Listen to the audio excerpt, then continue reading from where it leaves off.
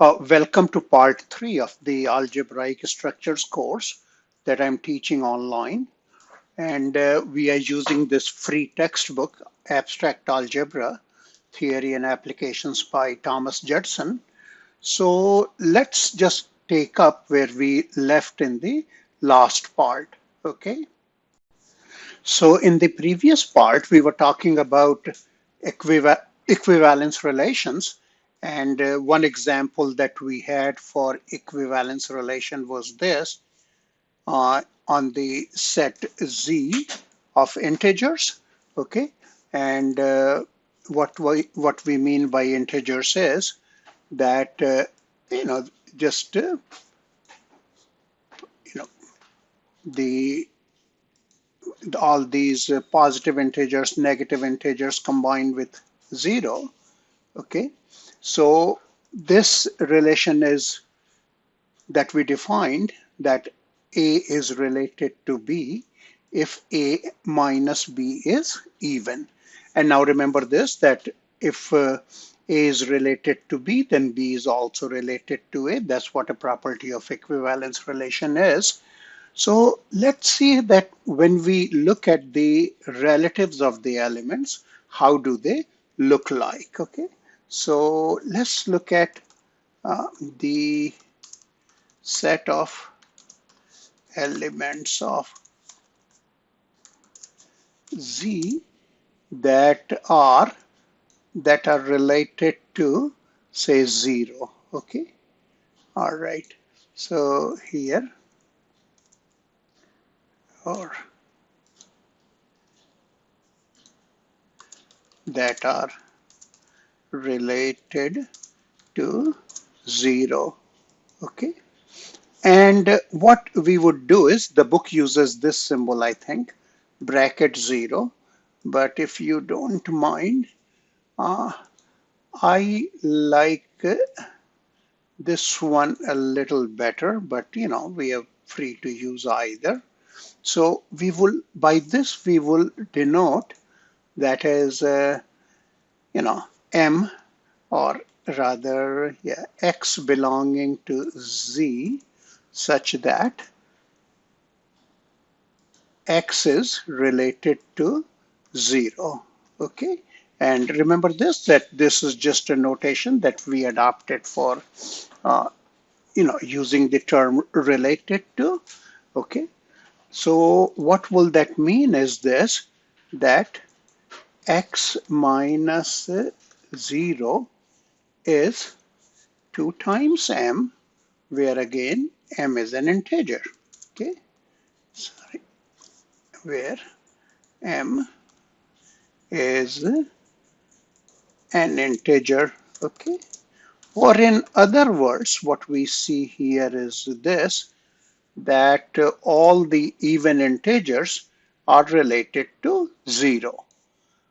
Now, what will happen is this, excuse me, that say we took the equivalence class of 2, okay? Now, 2 is already in here, right? Okay, so that is, if you look at that, then that would be X belonging to Z, such that X minus 2 equals, let me just write, to N, okay, where N is an integer, all right? Or in other words, it's the same thing as, let me just write it again downwards here.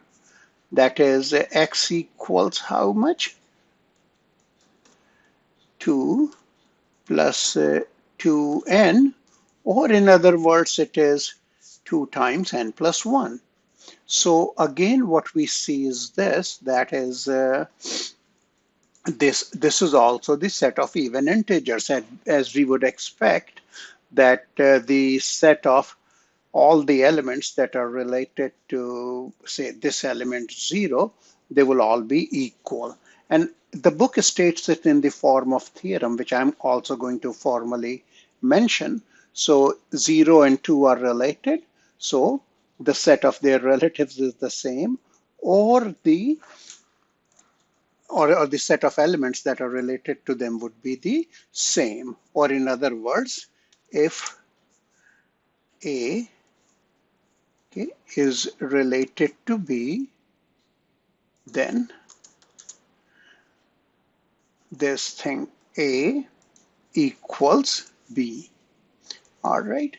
And what we do is that we have a terminology that is, these are called equivalence or equivalence class of A and B. Okay, so what we have is, if two elements are related, then the equivalence classes are the same. So we saw that the equivalence class of 0, and if with respect to this relation in which we just took A minus B to be even, and as a requirement for them to be related to each other.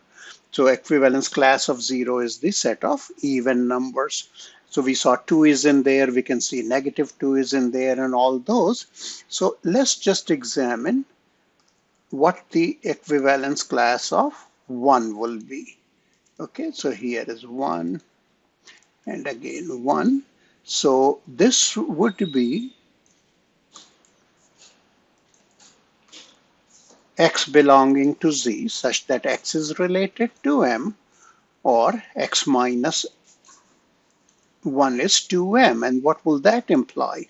That gives us that x is 2m plus 1, where m is an integer. And if every element is of this form and m is an integer, then what this becomes then? The set of all the odd integers. Okay, so you can see this here. If we take 0, or the equivalence class of 0, this is equivalence class of, equivalence class of 1, okay, then equivalence class of 0 is the set of even integers. That of 1 is the set of odd integers. So if we just look at their union, that would be simply z, right? Okay. So what this relation of being an even integer is, of the difference being an even integer has done, is that it has partitioned z into two disjoint classes. One is the elements related to 0, and the other one is the elements related to 1. And this relation, where we just say that the difference is an even integer, it can be described by this also, that A is related to B if A minus B is divisible by 2. Okay, so it will give you the same, same relation, and that will give you the same equivalence classes. Okay, and so in general, you can go through the theorem. Book proves it very nicely. That is an equivalence relation, okay, on a set S, okay, partitions the set into disjoint subsets. Okay, let's call those classes, or in fact equivalence classes. Okay, All right, and here I don't have a spell checker in here. Equivalence classes, okay, and two equivalence classes. That means if we take equivalence classes of two elements, okay, are either equal or disjoint, okay. And you shall see that, like, say, for example, in this case, the example that we just took, that is divisibility by 2, we got only two classes there, or the entire set of integers was partitioned by just these two numbers, right? And their union is Z. And later on, you shall see what we will do also is that we would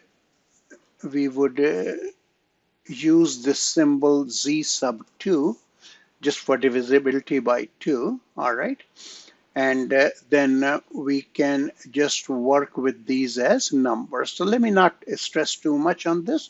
As soon as we get into groups, we'll look at those, lot more, okay?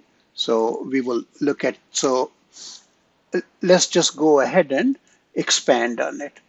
Now, if you take any non-zero integer, okay, you can define an equivalence relation in Z by using the divisibility criteria by that non-zero integer. Now, before we take relations by the divisibility criteria in the set of integers, let me go ahead and write for you the division algorithm that the book very nicely proves for you. So division algorithm is this, that let A and B, okay, be integers, okay, and in this one, let's take B to be greater than 0. Then we can obtain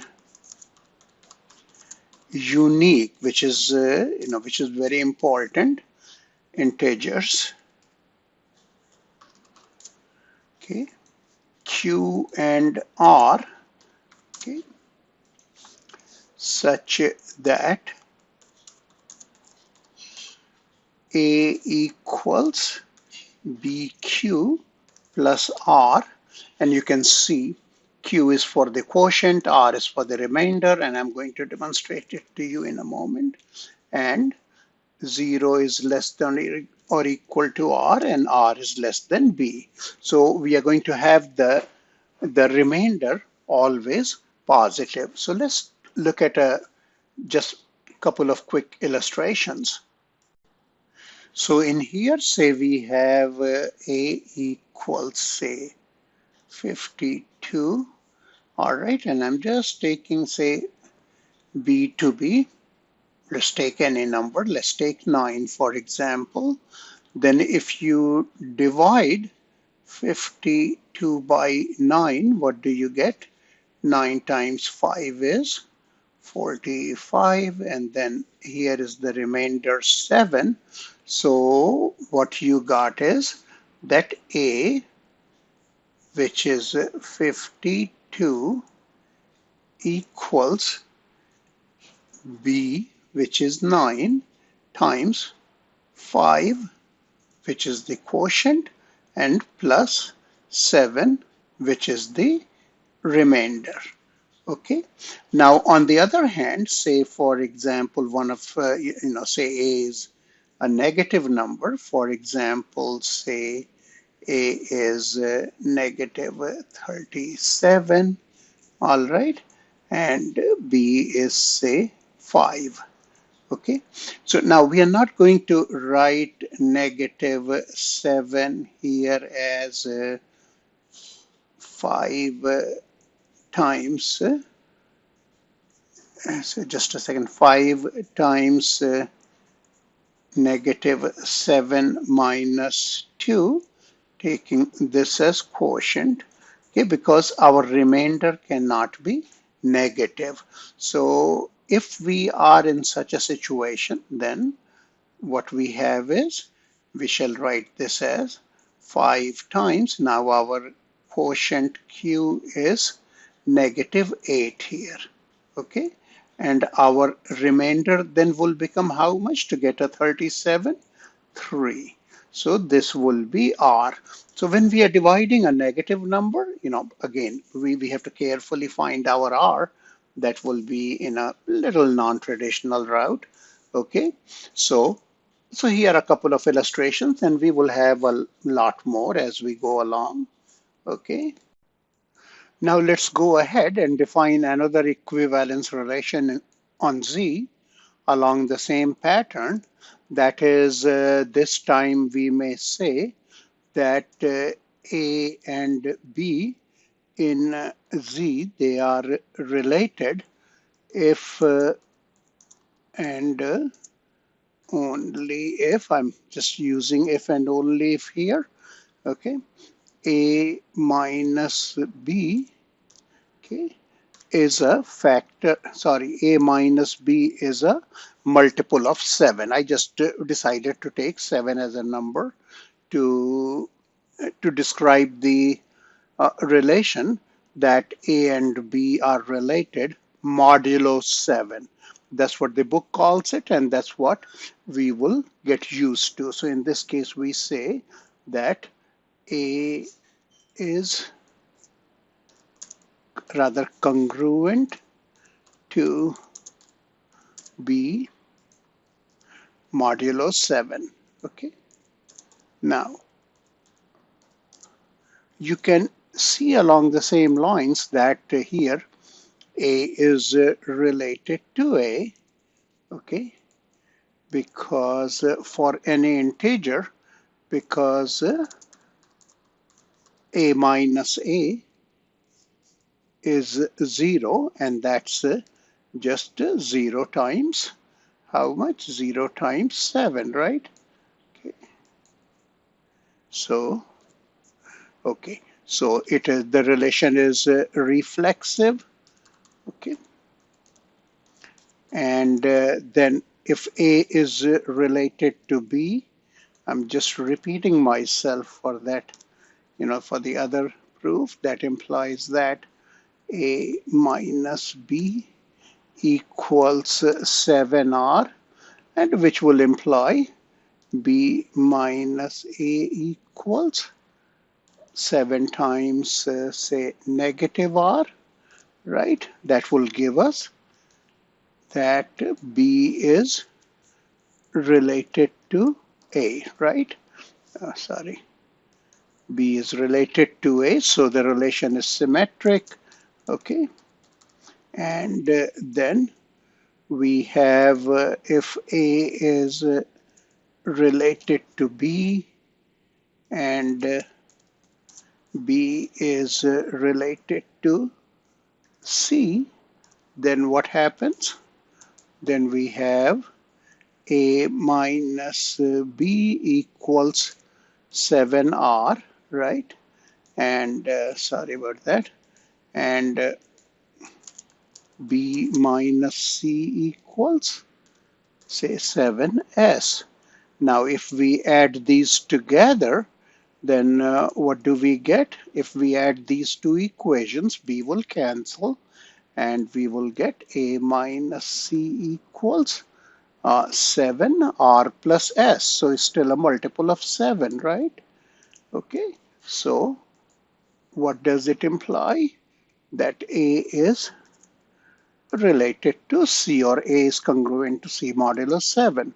And this relationship is transitive, okay? And again, along the lines of the previous example, if we look at the equivalence class of 0, what would we find is that all the integers which are of the form 7 times R are in this set. Or so 7r. R is what? R is an integer, right? Now for the equivalence class of any other integer, for instance, let's take, say, we are taking arbitrarily an element of z, all right, and 7 is a non-negative number, right?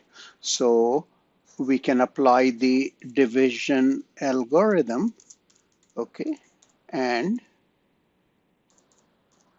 what we will get is that a will be 7q, where q is unique, 7q plus r, and where r is what? R is less than or greater than or equal to 0 and is less than 7.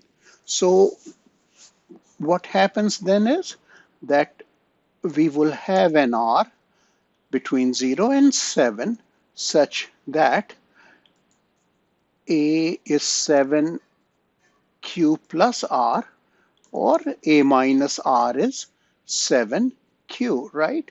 So take any integer a, it is going to be related to another integer between 0 and 6, right?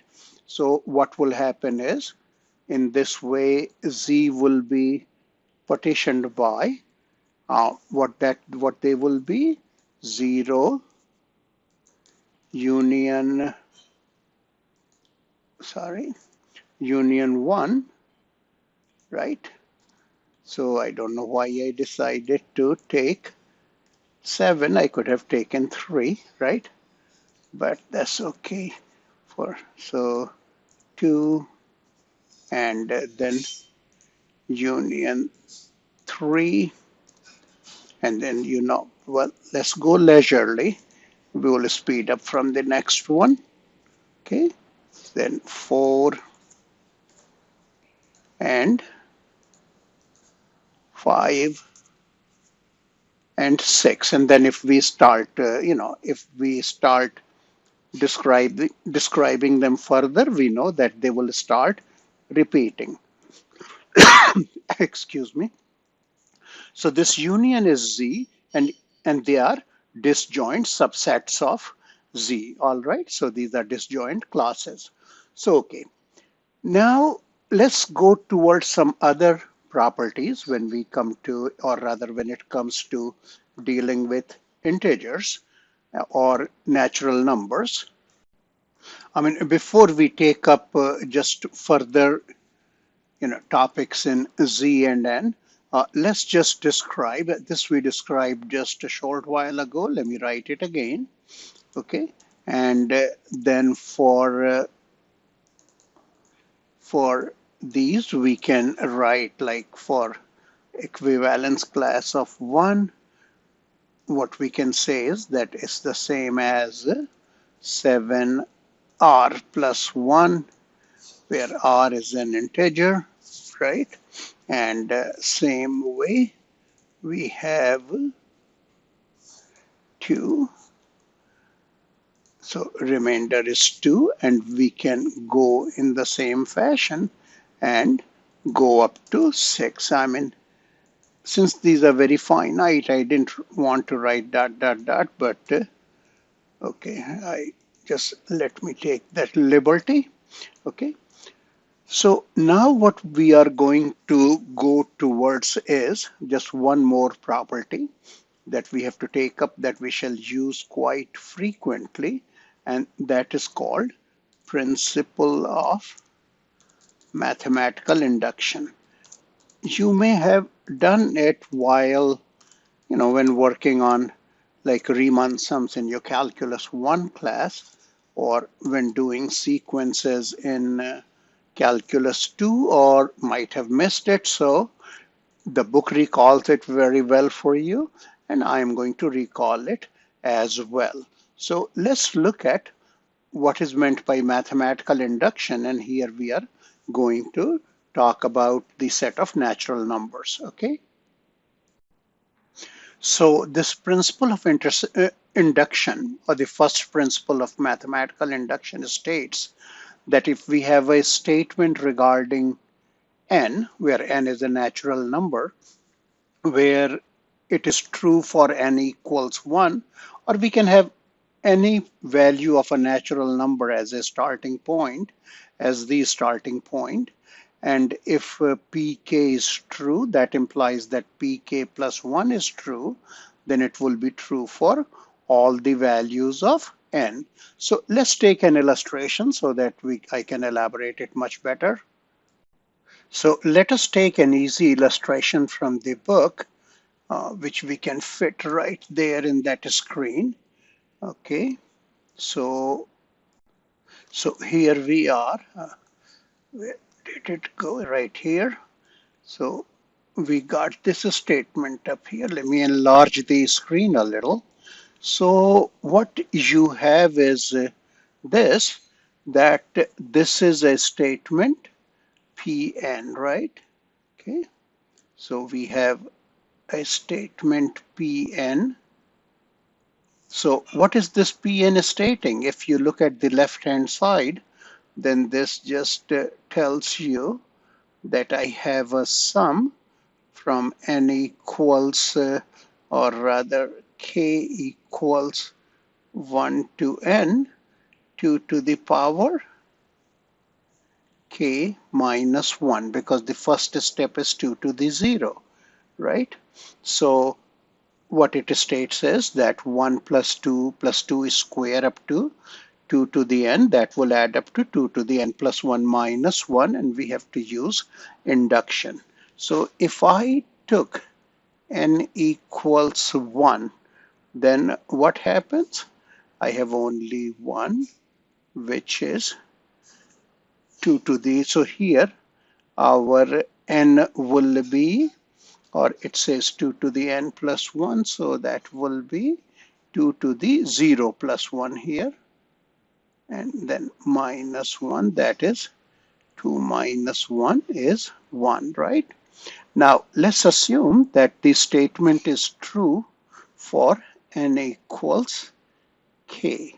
So what that means is that we have 1 plus 2 up to 2 to the k equals 2 to the k plus 1 minus 1. So this is what it means, that we are assuming it true for n equals k. Now we are going to check if this implies that the statement is true for n equals k plus 1 as well. So we have, so what happens when we go to k plus 1? We will have 2k plus 2k plus 1. So what we get is, we are just adding 2k plus 1 to a sum which already is 2k plus 1 minus 1, right? So in here, let me bring it here so that we have some space to write. So this is 2k, 2 to the k plus 1, this is 2 to the k plus 1, so they will add up to how much? 2 to the 2 times 2 to the k plus 1 minus 1, and that becomes 2 to the k plus 2 minus 1. So what happened? When we changed n to k plus 1, the power here went up by 1. That is, it became 2 to the k plus 2.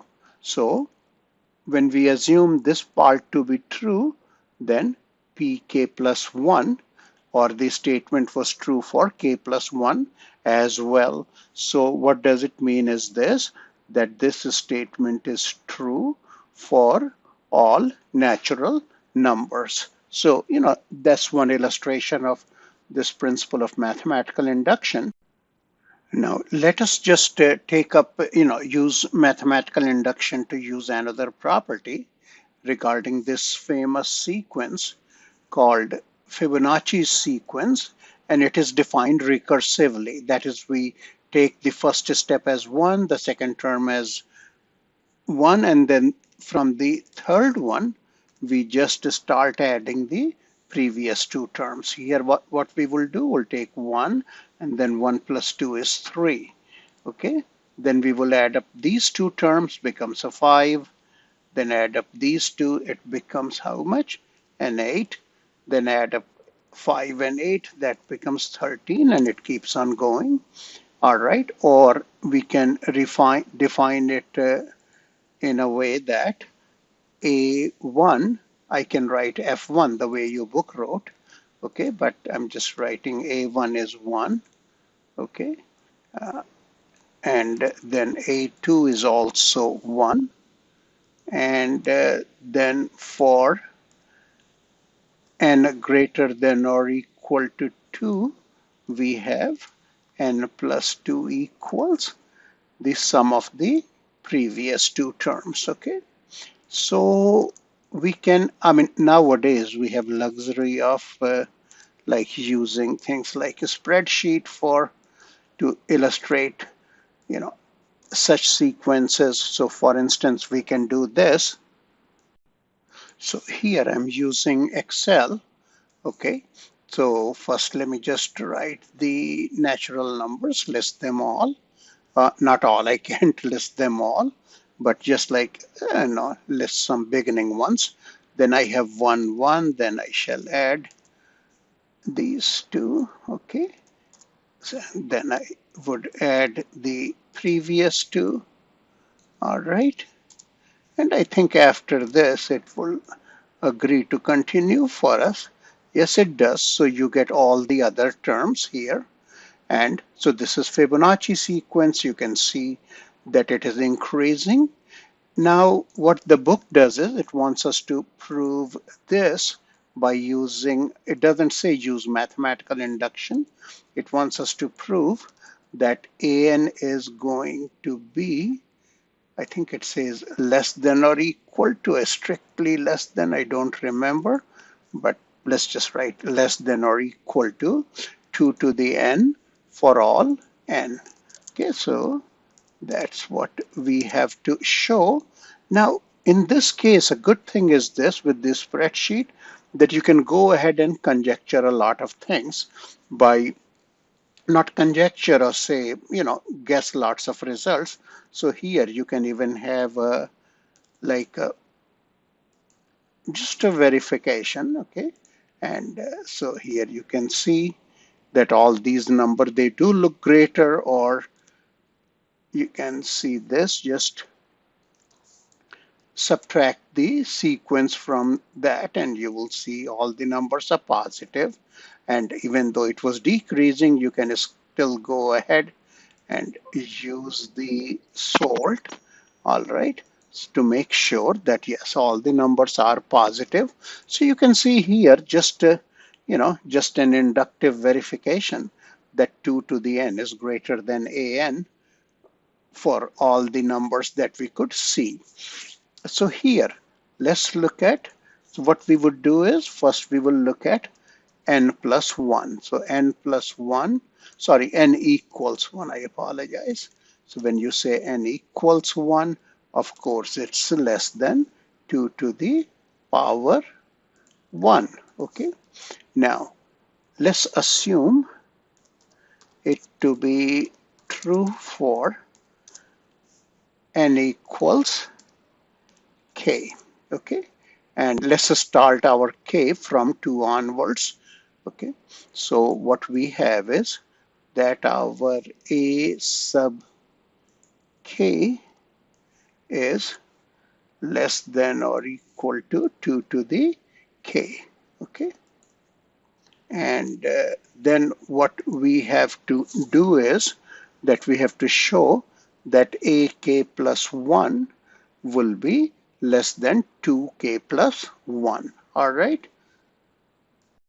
So in here, if we see, you can see that what if an is less than or equal to 2 plus 2 to the power k, that means that this difference is less than or equal to that 2 to the power k.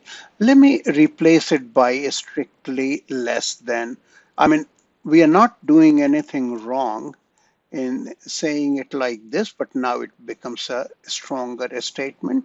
So what we have is this is less than 2 to the k. So rather ak is less than 2 to the k, and these guys will be k plus 2, k plus 1. Okay. So next what you have is, let's say you want to show that ak plus 1 is less than 2 to the k plus 1. So this we assumed as true, right? And as a consequence of that and definition, this is also true, right? So what we have gotten is that this quantity is less than 2 to the k. Then if we do this, if we take up a to the k plus 1, what that will be? That will be here. This replaces by k plus 3. This becomes what? K plus 2, right? So let's further break these guys down. That is ak plus 3 is sum of the previous two terms, and so is ak plus 2. Now we can rearrange it. See this here? If we do this, let's open the parentheses and here. So we opened it here, opened. Okay, I did not put parentheses automatically, otherwise it would have. Now let's not cancel ak plus 1, rather just rearrange it, okay? That is, I'll just bring this up here, okay? And notice this, I made a mistake in distributing. So we got that right. Okay, good. So our AK plus 1 has been split as sum of these two. Now notice this, Fibonacci is is an increasing sequence, and also you have this. So all these terms, that is this value here, ak plus 2 minus ak plus 1, that's going to be greater than this value, ak plus 1 minus ak. Okay, and then in that manner what happens is this, that since this quantity here, you saw this quantity is less than 2 to the k, so this smaller quantity will be less than 2 to the k as well, right? And so this becomes what? 2 times 2 to the k, that is 2 to the k plus 1, sorry. So what you saw is that if ak is less than 2 to the k, then so is ak plus 1, in the sense that it is less than 2 to the k plus 1. So this statement is true for all n by mathematical induction. Okay, and let's just write one more feature that we, sorry, couple of more statements that we shall be using quite often, couple of techniques when we start groups. So we're just going to see the method which shows that, how to express the greatest common divisor of non-zero integers a and b as a linear combination of a and b. And what we would do is that we shall employ the Euclidean algorithm as outlined in the book. I'm just going to give you another illustration. So let's take a to be, say, 54 and b to be 210. So what we would do first is that we shall divide 210 by 54. So if we do that, then the quotient would be, how much the quotient would be? The quotient would be 3, right? And then so 3 times 54 plus the remainder is 48. Now we shall divide 54 by 48. Okay. Now this time the quotient is how much? The quotient is simply 1 and the remainder is 6. Now we are going to divide 48 by 6. So the quotient is 8 and the remainder is 0, which means, so this gives us 6 as the greatest common divisor. Okay, so the GCD of the two values, or GCD of 54 and 210 is equal to 6. Now, if we start tracing this backwards, okay, I took just, an easy example for you.